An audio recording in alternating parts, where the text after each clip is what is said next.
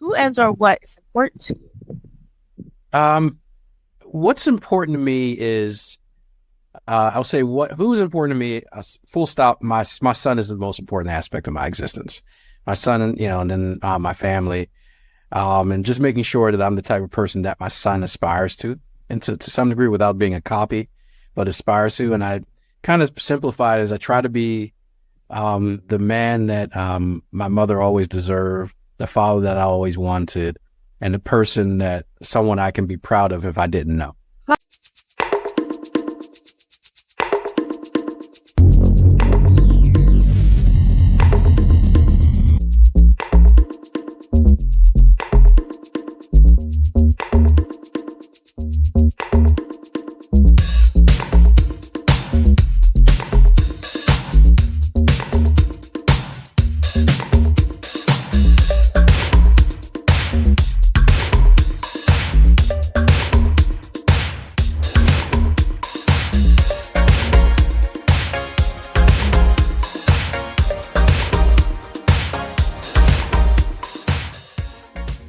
Hi, and welcome to another edition of King Crush Thursday, the series where we highlight enough of Black men, because frankly, not too many people are doing it.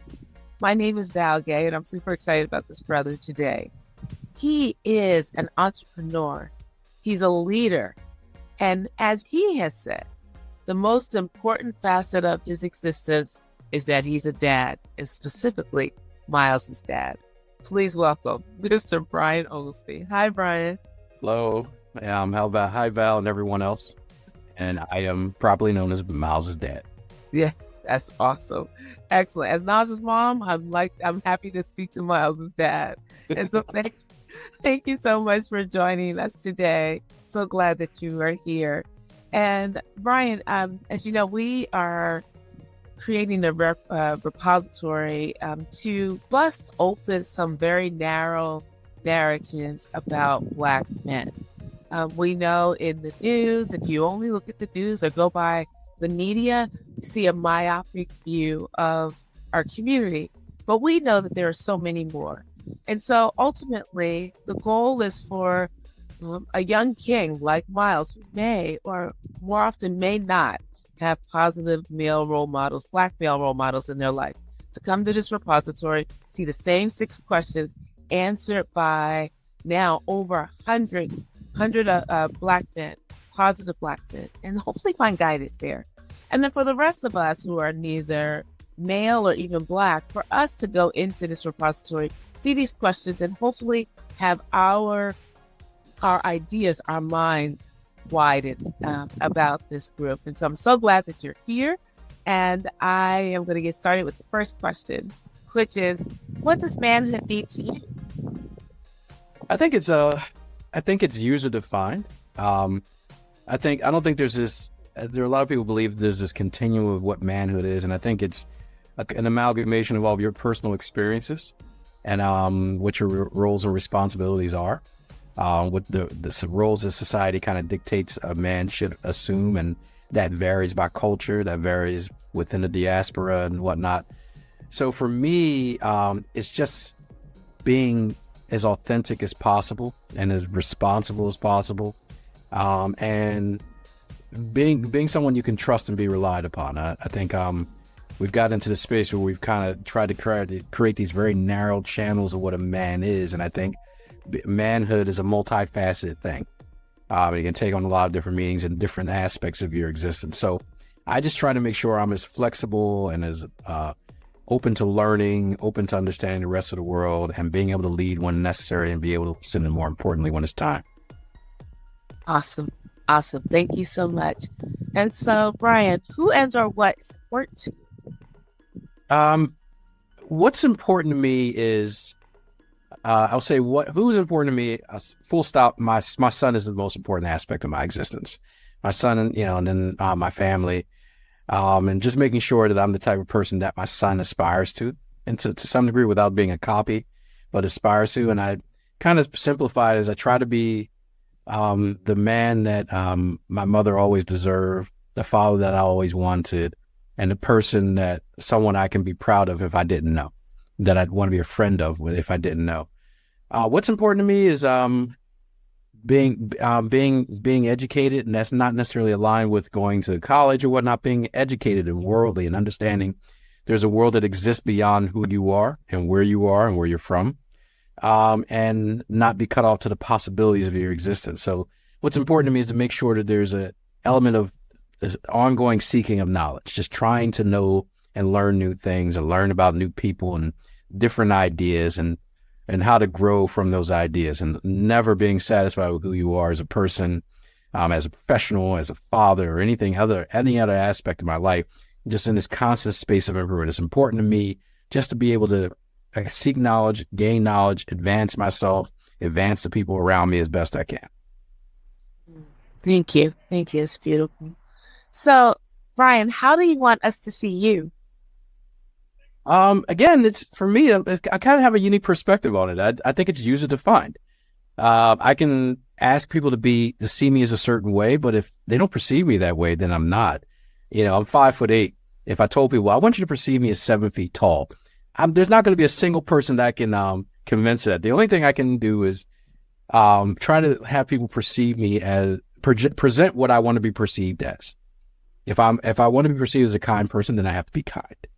If I want to be present myself as an intelligent person, then I have to seek that intelligence and be able to express that level of intelligence. If I want to be a good father, then I need to do the things to be a good father. If I'm solid as a professional person, I have to be able to demonstrate that. I think you can only demand what you've earned. You can only expect to get what you put out in the universe in terms of what you are.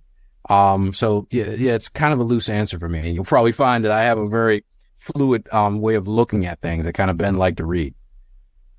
Got it. That's awesome. Excellent. Thank you.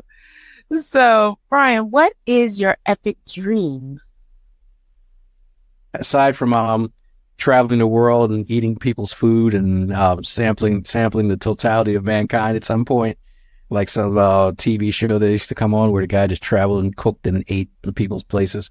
I think I just want to live in a place where there's equity, where people have a chance to exist in peace and comfort, and have an opportunity to take on roles that they choose, live the life that they want to live, the way they want to live, love the way they want to love, and where people don't suffer just through the accident of their birth. Where people have an opportunity to earn their space in this life without being stopped from doing it. Where people do no intentional harm, and evil isn't as durable as it is right now. So those are the things that matter to me. It's more about the space around me than which I exist in. I live a fairly comfortable life, but it's not as comfortable as it could be because I look around other people who are not living as comfortable life and work just as hard and put just as much effort into life and do things just as much as I try to be ethical. There are people who are way better at it than I am, and they're not doing as well or as comfortable as I am. And I want to see that. I want to be able to live in a world where that's rewarded, where the good in people are rewarded. Right now, like I said, evil's a durable thing, and evil's kind of winning right now. And I'd like to see a place where evil isn't winning as much. Amen to that. Absolutely. Thank you. Thank you so much. So you've been answering question 5 implicitly all along, but I'm going to ask you explicitly, Mr. Brian K. Oglesby, who are you? Marion's son, a sibling, a nephew, a brother, a leader, a friend. I think the thing that I pride myself on is that I'm a trusted friend. I have a lot of godchildren. I have a lot of keys and security codes at people's houses. I won't tell who it is. And I'm generally the guy that people count on when the chips are down. I love when people trust me enough with their problems or their needs and things like that. And I've become a safe space in terms of people's fears and hopes and things that they want to talk about. And also that garbage barge that floats out to the ocean with everyone's secrets when they need to be kept. So, yeah, that's kind of what it is for me. It's just like being in that altruistic space where I'm thinking about the rest of the world. I'm not so self-centered. Extremely confident in myself. And, I have a high sense of value, but also at the same time, I haven't accomplished much and I haven't done a whole lot. And I'm just some kid from 50th and Walnut, at the end of the day. I got it. I got it. Awesome. Excellent. Thank you so much. So here we are already at question 6, which is there anything else that you wanted me to ask that I didn't, or I should have asked that I didn't? In other words, what did I miss? I think the question is always always have more questions. It's better to have more questions than answers. I don't think there's anything specific that I want you to ask me. I like being asked questions. I'll sit here and tell you about my son for 57 hours because it's just like my pride and joy and the best thing I'll ever achieve in life. But I guess what makes me tick, and I guess the answer to that is I'm in pursuit of everything. This is what I know, and the universe around us is the stuff that I don't, and I'm constantly trying to make this little spot that much bigger. And that's me. I'm always trying to do more. I'm always trying to learn more, always trying to know more, always trying to have another experience and another story to tell, or another place to go, or another life to change, or whatever it is I can contribute to this space while I'm here. That's awesome. That is so awesome. Excellent. Thank you so much. And I just really appreciate your answers, your thoughtful answers, particularly those your epic dream answers and those about your son. It's so beautiful to see when a parent adores their child. I think Toni Morrison said something like, when your child walks in the room, do they see your eyes light up? And being a recipient of 2 people, my parents, who went, no matter where I am, and no matter where they are, when I walk in the room, their eyes light up. When I hear their voices light up. And so knowing that you're giving that to your son is valuable. And unless you've received it, it's hard to know the great impact. And so I'm fortunate because I said I'm Marion's son, and I was given a lot of praise by my mother growing up, and thankfully she's still around and she's still happy to see me in spite of myself. Yes, that's about parenthood though, right? And it's the same energy. Like, I probably give my son the googly eyes when I see him, and he responds with a passive eye roll, but an understanding one, like, oh gosh, okay, I get it, Dad, but you're good, right? Man, seriously, I'm not that great. Right. And he has a level of humility about it that's kind of refreshing too, because I didn't really train him to be humble per se, because I think in some ways as Black men, we're overtrained to be humble all the time, to the point where we don't expose the world to our greatness and our individual abilities and what makes us great as individuals. So he's humble, but he's also very, very in tune with what he's capable of. Like I said, I get wax on about my son. He's an MIT student. He's going to be a rocket scientist. He's 10 times smarter than I could ever hope to be. So yeah, the light up in my face is just an expression of a couple things that me and his mother accomplished. That me and my ex-wife always joke about how we didn't ruin him, and he came out perfect. And what we accomplished in his life as co-parents is we didn't ruin the kid, because he came out perfect pretty much, and he was great from day one. And we just kind of fed his curiosity and his opportunities, and he took advantage of every opportunity. And it just, there's so many narratives about kids not being great kids, and he's one of so many great kids that I know. He's one. People say I'm a great dad, but I'm one of legion. I'm one of many, many, many, many. And if there's anything else that I would want people to know in this conversation when we're talking, is the narrative is false, that there aren't role models like me, or people who, and you guys decide whether I'm a role model. I'm not going to claim it, but there are 95% of us are me. The men that I know, the many, many men that I know, the people I've grown up with, wherever their life station is, blue collar, white collar, high education, vocational, we're just day-to-day working people. We're just great, solid human beings, and that represents the majority of us. It's not some anomaly when you see someone who's accomplished or is doing the right thing or being a good father or being a good sibling and contributing to their community. This is the norm. This is not the anomaly. It's just that they don't talk about us. And maybe this platform is a good way of doing it, but they don't talk about it. But the vast majority of us are just doing our thing every day and doing it in a very responsible way, and even having meaningful conversations about what it is to be a man, what it is to be a father, how we take care of our families, how we take care of our communities, don't like and what we do like, we disagree, and we always talk about iron sharpens iron, and people don't see that part of the narrative. So if there was something else, we need to know this is an anomaly, and this is in an effort to say, see, there are some. It's actually, see, this is the norm. We need to really flip that script in that narrative.